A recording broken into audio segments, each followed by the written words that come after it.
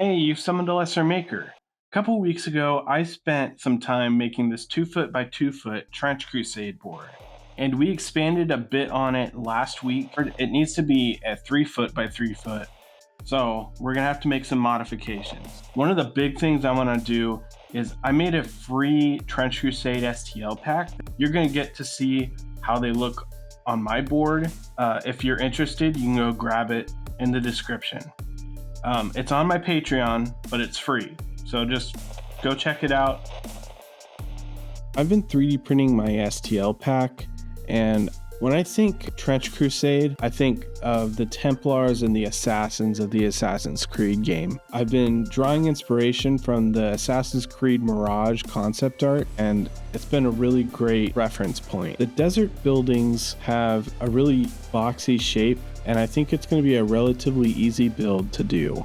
These wood structures are a part of the STL pack, and these are going to act as like facades for a marketplace. Using the facade as a reference point, I put some clearance on either side and used that to figure out the width of this building. I then just put together a box and started cutting out shapes and indents in windows.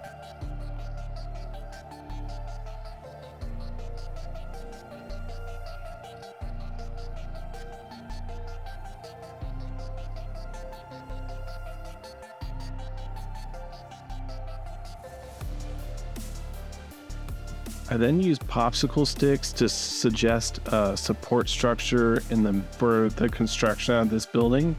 And then using a lump of concrete from my daughter's rock collection, I textured the whole build to look like sandstone. It's been really interesting building some things that are not medieval. Usually I'm in the world of Mordheim, so it's been fun escaping that and using bits that I've never gotten to, and I don't know, flexing some creative muscles that I haven't yet. I've been really enjoying it.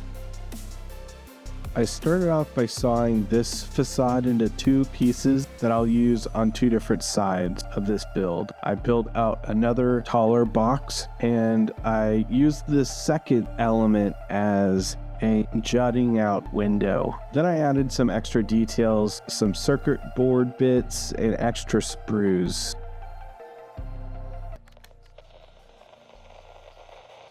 I'm going to take a second to introduce you a new Patreon perk called the Summoner's Circle. This is going to be a digital magazine that goes out to my patrons as a thank you for your continuous support. I appreciate you guys so much. If you're interested, Patreon's $2 or $5 a month.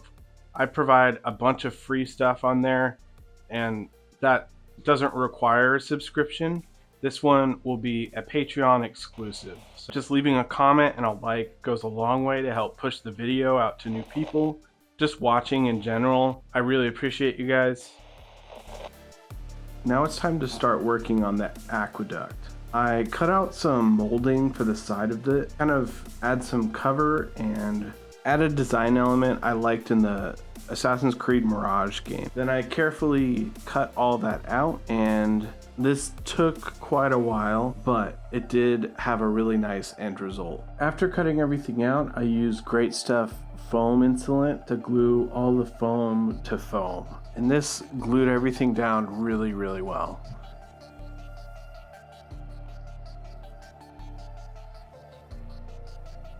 I used the same foam adhesive to glue down the 3D printed bits as well. Obviously, you could do this by hand. You could make these individual pieces.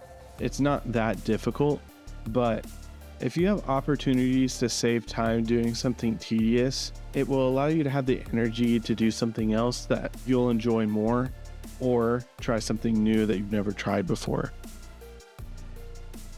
I've had this Mordheim chapel burning a hole in my pocket for a while, and I think it would be perfect for Trench Crusade. So I'm going to plop this here right now and glue it down with the same foam adhesive.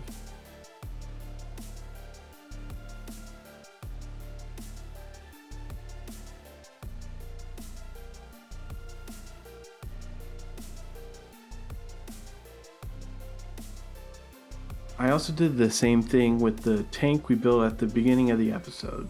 At this point, you might be wondering, why am I gluing these before they're painted? And in my opinion, I don't think it's worth painting things that won't be seen. So gluing them down first kind of streamlines that process and eliminates some extra steps. Now we're gonna add a texture paste to kind of seal the foam before we prime everything.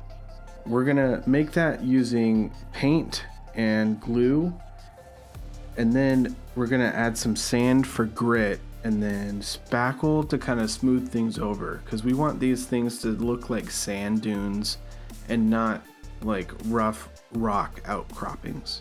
While this is wet, you have the opportunity to glue things down like duck boards and more siding for the sides of the trenches.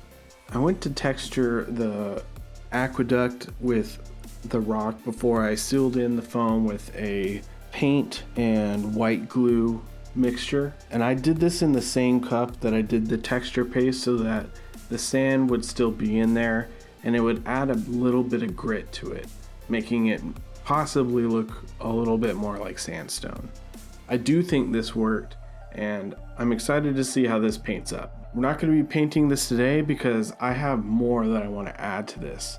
Let me know what you guys think about this board and what would you add to this. Thank you so much for watching. Make sure you leave a comment and a like, and I hope you have a good one.